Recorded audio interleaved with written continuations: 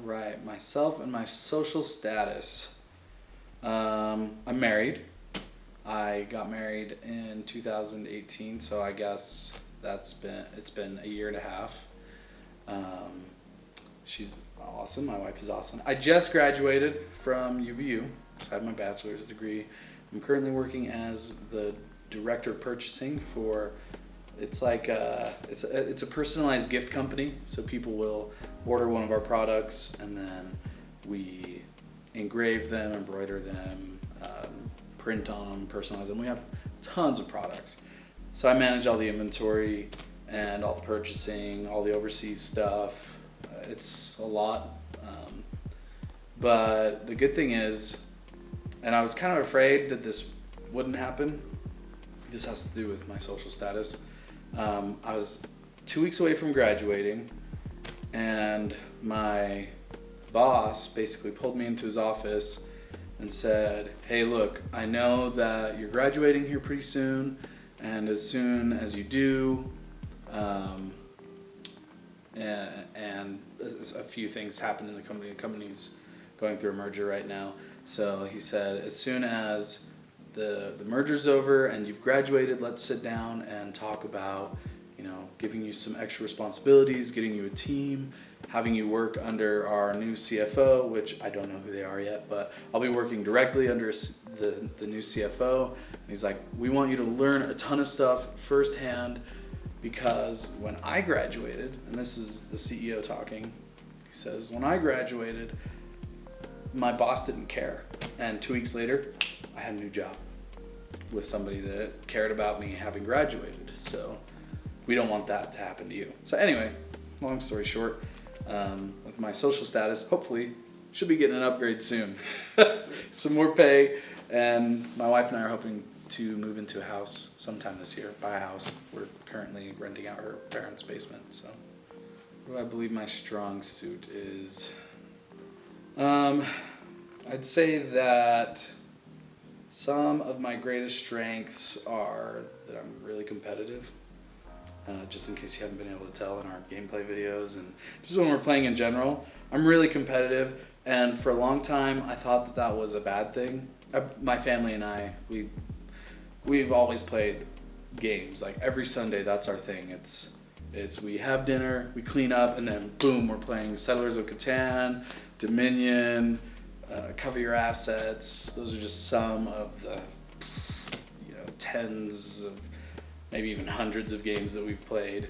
Not hundreds, but maybe close to 100 games that we like to play. And I'm very, very competitive. My whole family's pretty competitive, except for my dad. And forever I just thought it was a bad thing. Because, really competitive people, when they play games and stuff, they can tend to get mad and not be happy if they win, be sore losers.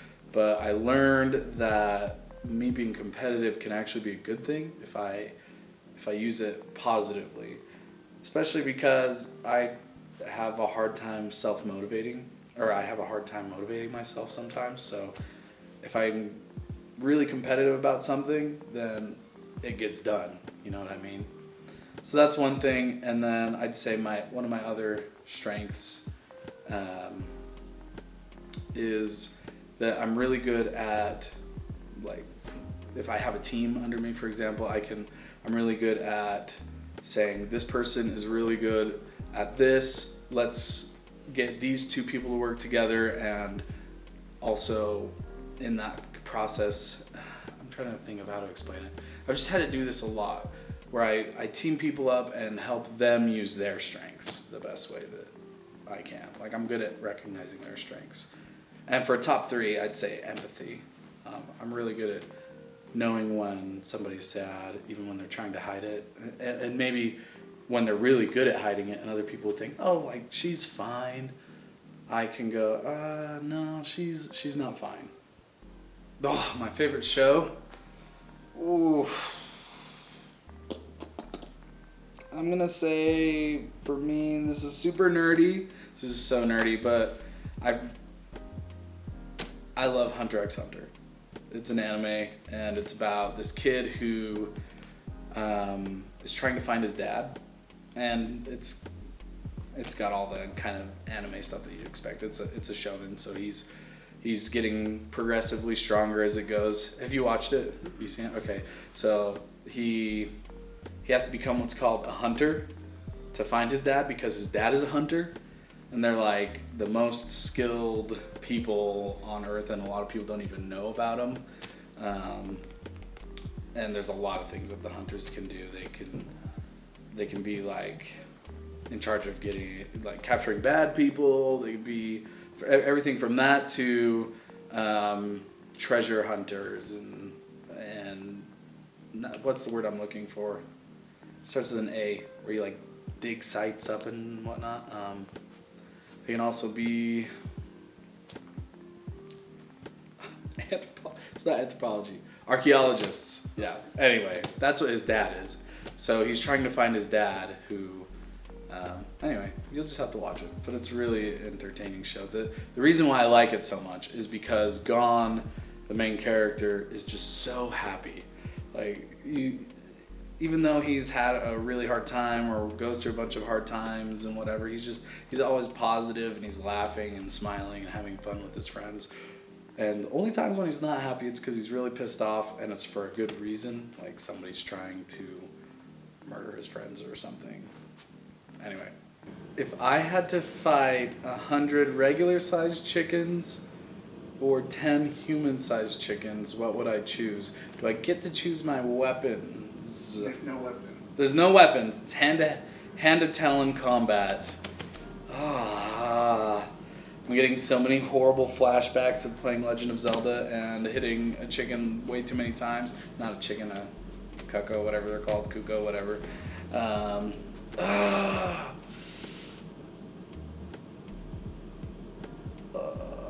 Chickens are dumb, right? But human-sized chickens sound really tough. I'm gonna go with 10, because I don't think I'd have the stamina to deal with 100.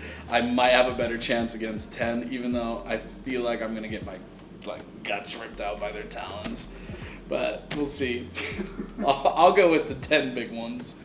So after the first time I played in a gameplay video, what made me want to keep coming back was just the fact that I've got another play group, and they're super fun to play with, and we're always having a good time, and we're laughing, making jokes, and it's not a super competitive environment, and we're really just there to have fun. And I felt like even though we were here recording and being a little bit more competitive just because we know that we're going to put this online, even though we were doing that, it still just felt like a ton of fun. And I didn't know Landon at all, and I was already friends with Peter, and I'd played with Peter multiple times. And then Griffin, I just knew him from work, and we talked about Magic very little. But after that first gameplay, I just thought that they were so much fun, even though it was a little bit more competitive. So really, just the fun aspect kept me coming back. But I was also already thinking about starting or trying to start a podcast. I just lacked a lot of, I think, the necessary skills that, Peter and Griffin and Landon all have covered. And you, of course, because I wouldn't know how to do any of this stuff. So it was perfect for me. It was perfect timing for me. My favorite commander deck, I'm going to have to go with my L. The same deck that I played on my very first episode, or the very first one that we recorded. And that is because it's the very first one I ever made. And I started working on that back in Avacyn Restored, so the original Innistrad block. And so Commander was still kind of new. I don't even know if I think we had barely started calling it Commander back then. But I just had so much fun building it for the first time, and I'd only ever really played in limited formats and obviously standard, and I wasn't very good at them, and I just felt like Commander could be an equalizer where I could also do exactly what I wanted to. And I was a big Timmy back then. Timmy means that I like just building big stompy stuff that I could just throw down on the table, and it felt really fun to use my L's ability to just throw these big nasty creatures. Eldrazi had just come out, And Avison herself had just barely come out, like weeks before I started building it, and so it was just tons of fun. Tons of fun to play in a format where I could be a Timmy and express myself with so many cards, because I had a lot of cards from when I was a kid too that went into the deck. So I got a lot of my older cards. I already had stuff like the Sylvan libraries and whatnot from. Yeah, I know. Just bought them at yard sales when I was like 15 or something like that. Anyway, so how long have I been married to my wife, and when did we meet, or how did we meet? So we've been married for about a year and a half. We got married on August 7th, 2018. Got it memorized. That's good. So this is how we met. And the crazy thing is, actually, before I get into how we met, is she lived up the street from me our entire lives. Up the street and around the corner. Literally. It's like 2 blocks up, 1 block over. But you know how Utah is. It's a completely different stake on the other side of the road. So I never met her before in my whole life. Plus, I'm 3 years older than her. So when I went to high school, the very first year that I went to high school, she was going to junior high, and then when I graduated high school, she went to high school. So we completely missed each other. And I was going to church. I was in my singles ward, and I was in the elders quorum presidency. Shh, I know. But anyway, I was in the elders quorum presidency, and I was always really busy, and usually I had to run around and do things instead of being in class like I should have been. For once, I got to go to a class. I attended a class, and my wife had just got back from her mission, and she was teaching gospel doctrine. I was like, this girl is cute. She's super cute, and I totally want to ask her out. And after her lesson, I went up to her as she was walking out with her friend and said, "Hey, great lesson." And she just ran past me. Well, she didn't run past me. She said, "Oh, thanks," got kind of red, and then just kept walking. And I was like, but. And I thought, okay, fine, I'll just ask her out some other week. But next week, she moved down to BYU, down to Provo. So I didn't see her again for a few months. And one day, maybe I shouldn't say where I was, but anyway, I was just sitting there on Mutual, swiping up, swiping down. And she came up, and I swiped up, and the rest is history. From there, we matched and started talking, and then started dating, and then within 3 months of us chatting and dating and whatnot, I'd asked her to be my girlfriend, and 3 months later, we were engaged. Was it 3 months later? So yeah, we've been dating for a total of 6 months. Got engaged, and then we were married 3 months later. So we'd known each other for 9 months. So not the fastest in Mormon history, but we got married pretty quick. Okay. So what are some of the hard things that I had to do while I was trying to graduate with my bachelor's degree? The toughest thing for me in general was just balancing my time effectively, especially in the last 2 semesters, because I had major senioritis. I was in school for way too long. I really, really wanted to be done, and I got really lazy with balancing my time and whatnot. And well, I didn't get lazy, but I was tempted to. I was a lot more tempted to put things off. So I'd say in general, just balancing work, life, making time for my wife, spiritual things, fun things, and school. It was like school was the last thing that I wanted to do for the last 2 semesters. With school itself, honestly, it wasn't that hard when I just did it. Registration was annoying. I honestly think registration was the hardest thing that I had to do in school, because I could never figure out this stupid system. It took me like 5 semesters to finally be able to register for classes without any issues. There's got to be a better answer than that. Okay, I know what it is. All of my economics classes sucked. Those I had a hard time wrapping my head around. Were the economics classes and actually the finance classes. Not accounting. I loved accounting, but finance sucked. Finance was so confusing. I was like, I don't care about stocks. I don't care about any of this. I don't even get it. So it took me forever to wrap my head around financials stuff. Coming out of high school and getting into adult life, what was something that helped me with that transition and then getting me to where I am today? Is that right? Yeah. That was like 10 years ago, man. Hold up, I gotta think about this. 10 years ago, what was I doing? Well, okay, so one thing that probably helped me get to where I am today is the fact that I've always had a job. If I didn't have a job, I had 2 or 3 jobs. So ever since I was 11, I've had my own job. I've had a job, paid for my own stuff, and I think that taught me a lot about being responsible and not being too dependent on somebody else to buy my stuff. I mean, as a kid, my parents provided food and shelter, etc. But if I wanted a phone and I wanted a plan for my phone, I had to buy the phone, I had to pay for the plan. If I wanted to go do things with my friends, I never got any money for that. I always had my own money. And I also saved up for my own LDS mission and paid for most of it. Not all of it, but I paid for most of it. And just in general, the job experience that I got before I had even graduated, I had been a paper boy. That was my first job. I had worked restaurants.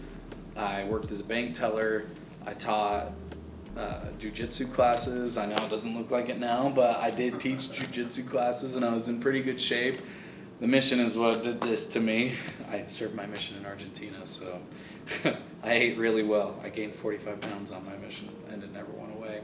So anyway, I think just having a job and getting all of that experience helped me to get the job that I have right now, and it taught me a lot about management and how to manage people, etc. So, excuse me. After joining the podcast, what did I learn and or grow to like about the people around me?